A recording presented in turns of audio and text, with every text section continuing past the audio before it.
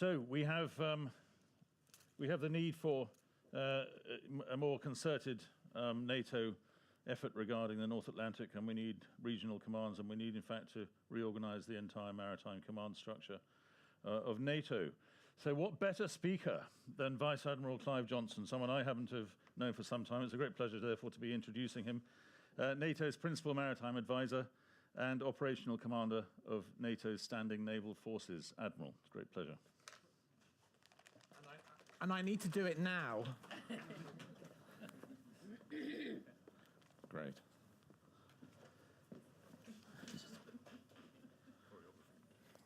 Thanks, Paul. Kate and your lovely team, thank you. Ladies and gentlemen, good morning. I feel a weight of expectation. I'm clearly not doing well enough or fast enough, so I'll speak quickly and then go and solve all the problems. I'm speaking as an operator, and an operator who has trudged the beat of the North Atlantic most of my career, and now looking at the North Atlantic, the High North and the Baltic. I am leading or supporting a series of live work strands, either for my own nation or, most importantly in this setting, for General Scaparotti, the Supreme Allied Commander Europe, and interestingly, Michelle Howard, US Naval Forces Europe, who has a responsibility for the maritime in the North Atlantic.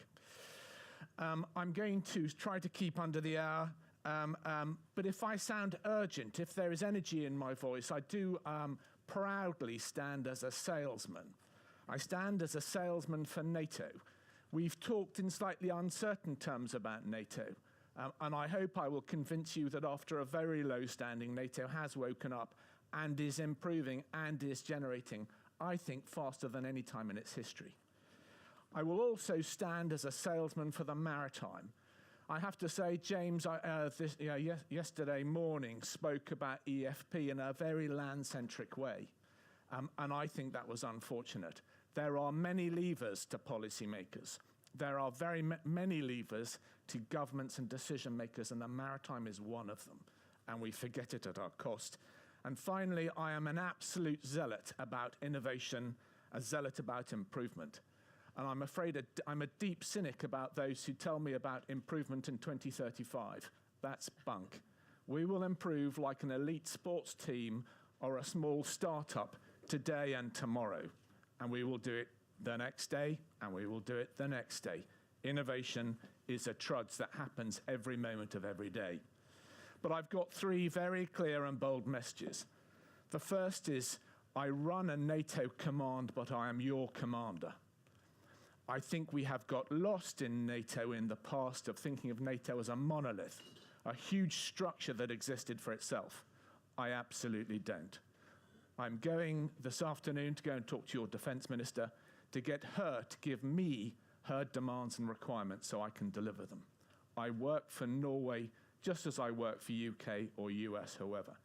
And I need to prioritise that country absolutely when I'm doing my work, because it is vital I deliver what you need, whatever country you come from, for your security. The second one is, and I go back to the slightly downbeat and uncertain feeling. Okay, from my perspective, the last 18 months, we have been innovating harder and faster than at any time I have ever seen. We are working our planning teams in Markov 24/7, 365. We are churning new ideas and we're putting them into practice. We are delivering. For the first time, I'm activating task groups without asking SHAPE or the NAC. For the first time, I'm conducting proper intelligence-led surveillance missions that we haven't done before. And for the first time in the Mediterranean, I have an operation ongoing doing hostile boardings, the like of which we haven't probably done for 25 years. So innovation is key. And the third thing is, yes, we can do more, but I need your help. So the North Atlantic has returned and is a vital factor in our defence. I think the first thing we forget, it's a psychological, conceptual and physical bridge between US and Europe. And I think we see it as a physical bridge. Sometimes we don't understand how important it is to our broader psyche. It is the pathway for reinforcing forces. It is the gateway to the Baltic, the North Sea, and the High North, of course. It is the artery to transatlantic trade. And I think very importantly in these uncertain times, it's a stabilizing factor.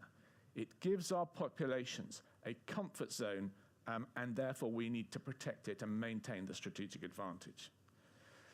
Everything we do is based around the Alliance Maritime strategy that was written in 2010. And there are a lot of people who are saying now that that needs to be updated and rewritten. And I buy that.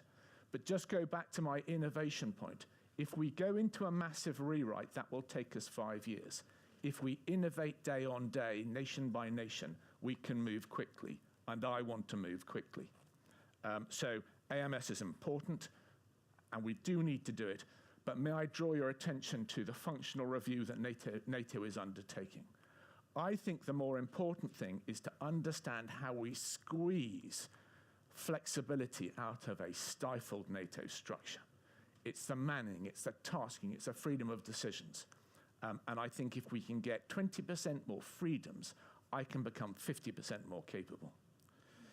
I lead a small staff. I'm the smallest command by 50% of any other command in NATO.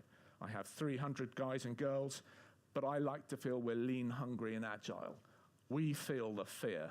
We worry about things. And if you walk through my headquarters, people are running things now, little people, because they recognize the moment. I've talked about command. I'm an advisor, I'm an advocate, but I am also running 4 NATO task groups who are doing stuff at the moment. I have a very large exercise happening off Norway, and I have a very large exercise happening in the Black Sea as we speak.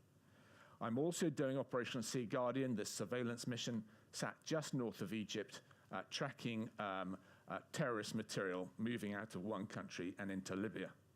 We are conducting counter-migrant trafficking in the Aegean, which, while a political structure, is proving to be militarily incredibly effective.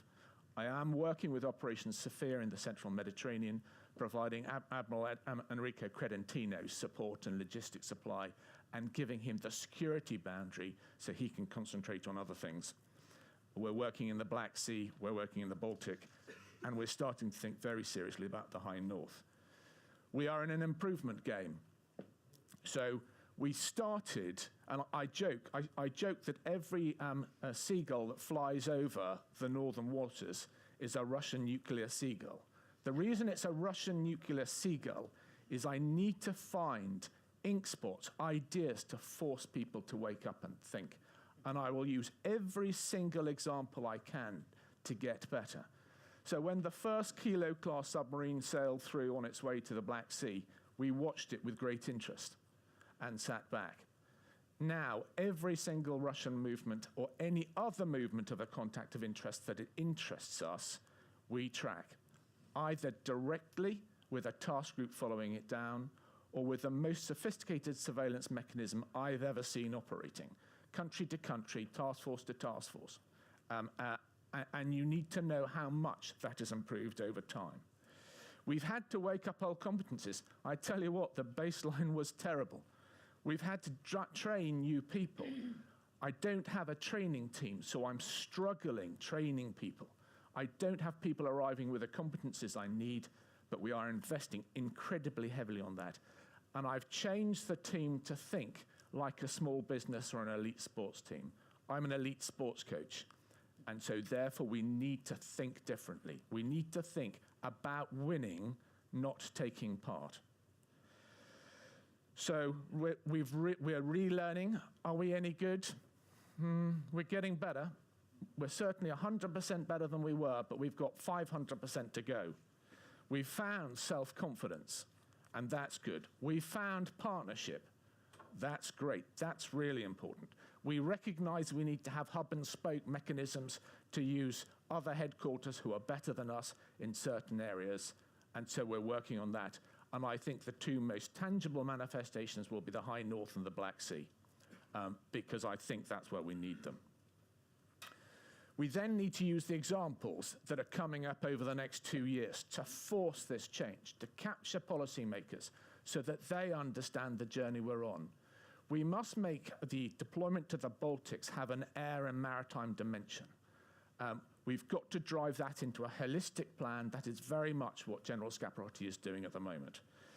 We are using graduated response planning, and I have a team of 30 closed up planning the Northern graduated response plan as we speak. And we're reaching into every headquarters we can, because other people know more than we do, and out of that is becoming some quite interesting findings. We must use my certification as a component commander this autumn as a way to really beat up the maritime, to really work out where the shortfalls are and where we need to invest capability, and we're doing that quite aggressively. And then, as the General has so eloquently said, we've got to use high-profile exercises that have political buy-in, and Trident Juncture 18 is one of them, to pull all the thread lines, all the resources, to start to focus on the new problems we're facing. We need to get better. And why do we need to get better? Well, we're very transfixed by Russia, and I'll return to Russia. But just remember General Scaparotti's definition of the threat, the 3 Rs.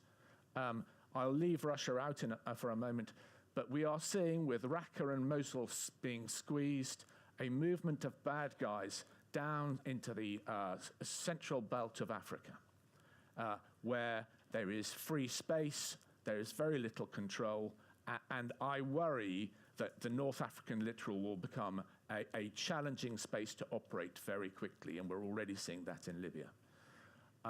I then worry a lot about the movement of people.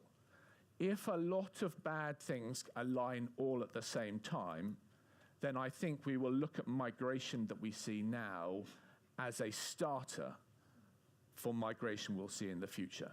There are arcs of probability here, and I recognize that, so I don't want to be alarmist. But there's a very good Portuguese study that say that if climate change happens, if war takes place, if uncertainty in Central Africa takes place, we could be looking at migration of 1 million people a day.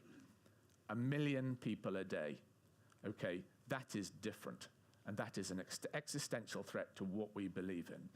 So the threat level is going up, I think, to our values, to what we believe in, and then we have to deal with Russia, which is not the enemy, but Russia is a big problem, and we've got to understand, and I think we've got to agree amongst ourselves whether we see it as hostile, which I would suggest it is, or whether we see it as a fading power that needs to be managed, which I don't think it is, but up to you.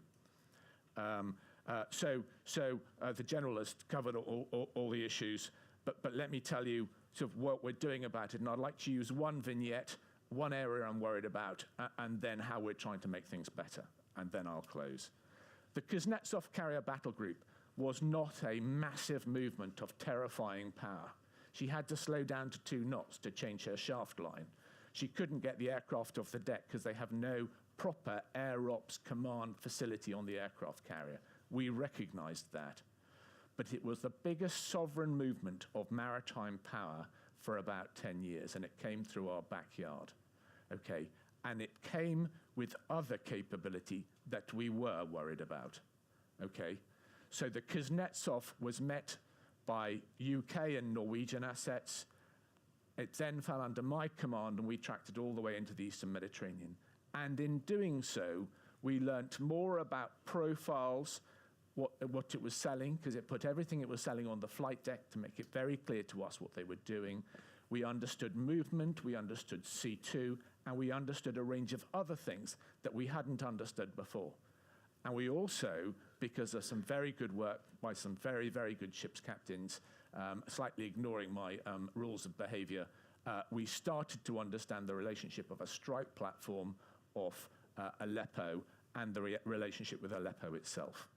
And that is very, very important for the future.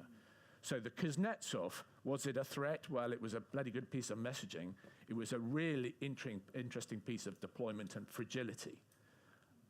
But we learned from it, and we learned more about our C2 networks and working with partners and allies than I think we would have done had we not had that vignette. What am I worried about? Well, I'm worried about the anti-submarine threat, if I was to be honest with you, not the Kuznetsov. I'm worried about it because of the Russian order of battle, and I'm worried about it because we let our skills drop. And we really are, in the West, not very good about the really complicated anti-submarine warfare threat and must get better, really must get better. So the investment that the UK is making, that Norway is making, that other countries are making, the contributions that Iceland are making, the support we're receiving, the extraordinary support we're receiving from the US. And I think it's self-protection, but their leadership in this, I think, needs to be recognized and needs to be applauded in an era that, quite frankly, I think we're overcritical of the States at the moment. I think we need to understand how much is going. And so I've made this long-term recovery plan my number one capability concern of the moment, and I'm involved in some very, very useful discussions with most of you about this. But we're driving exercise planning. This year we last year we set up Exercise Dynamic Mongoose, ridiculous name, good exercise. 3,000 sailors, 8 nations, maritime patrol aircraft off the most difficult waters we could find off Norway. Next year, or now this year, we're going to be doing the same exercise about 3 times bigger off Iceland. Why? Because Icelandic waters are really tough to operate in. Why? Because we want to really stretch ourselves. Do you know why? Because I want to fail. We always seem to do exercises and we win the war. I want to start losing them. I want to, in exercises, start to find out what we can't do, what we don't know, how we don't get better. Because if we win, we'll just take another 10% savings cut. We're also innovating, and we're innovating with economy. I had not enough money to drive a series of large-scale exercises, so I crumpled Noble Mariner, one of our big maritime certification exercises, into Joint Warrior, the UK exercise off the north coast of Scotland, and I did it because I wanted to add mass and challenge our commanders. It was a financial imperative, but it turned out to be a really cool thing to do. And by bringing 2 task groups into an already quite large exercise, we got NATO playing with unmanned and cyber and a range of other capabilities, which caught quite a lot of my gang by surprise, to be honest, when we first started. But holy shamoly, we learnt a lot. So let me talk to the future. Conscious of time, Paul, thank you. A couple of things. First thing, there's more change to come. You can tell that I don't sleep much, but I'd like to highlight 2 of them. The first is this operation called Operation Sea Guardian. Operation Sea Guardian is a replacement for, but is completely different from the very dull Operation Active Endeavour that took place in the Med. Why have we invested so heavily in it? Because with General Scaparotti and General Frears, the Chief of Staff to shape, we have constructed an exercise with the rules of engagement and freedom that can break out of the Mediterranean and will become our template for everything we do in the future. Now, don't tell the NAC that, because they don't know. But we put lots and lots of work into this, because this will become our vehicle for betterment. And I am bragging the headquarters stupid to make sure this doesn't turn into a NATO exercise of burning fuel into noise. It is really starting to do stuff. And the second thing I need to highlight to you, and I'm incredibly proud of, is a document called the Alliance Maritime Governance Concept. So I bet most of you have got smartphones or an Apple Guide or something like that, and if you're a numpty like me, you start to switch on your phone and it never works, and you go back to the guidebook to tell you how to do it. Actually, I go back to my daughter. But we needed to write an Apple startup guide for the maritime. That's what the AMG is. And we've got it published and endorsed through the NAC. On the 7th, the NAC, after quite a lot of negotiation with 1 or 2 nations who were nervous of the speed of movement, in under 9 months, we've got a major strategic paper approved and now working. This will be the guidebook by which we'll do all maritime business. The AMG and Operation Sea Guardian now is the future. So let me conclude. Firstly, don't forget, I work for you. I am your commander. Secondly, in this new environment, speed and innovation is vital because I think deterrence will only be created if we fill the vacuum. and therefore we need to fill the vacuum quickly. And thirdly, and I'm now speaking to the Norwegians in the audience, you can be really proud of your gang in Marcom. They are absolutely at the sharp end of everything we do. I love the way they think, and you can be very proud of them. Good morning. Thank you very much.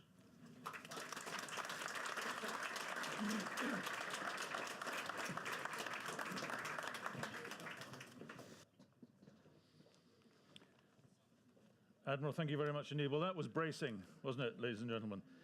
If I can pick up on just one small point that the Admiral mentioned, which is the notion that the alliance strategy needs to be revised. Well, of course it does periodically. But I guess you're absolutely right. If we were to begin this now, then in about 5 years we would be describing very eloquently the situation in 2017. Much better than that, I think you're absolutely right, if I may say, Admiral. This notion of incremental change, that we can change more responsibly, we can in a more fine-tuned way to circumstances as they arise. And coupled with that, if I understood you correctly, is this idea of constant innovation. And innovation, as I think we discussed yesterday, isn't just technical, it's also temperamental. And I think that came across very powerfully indeed. So thank you very much indeed, Admiral.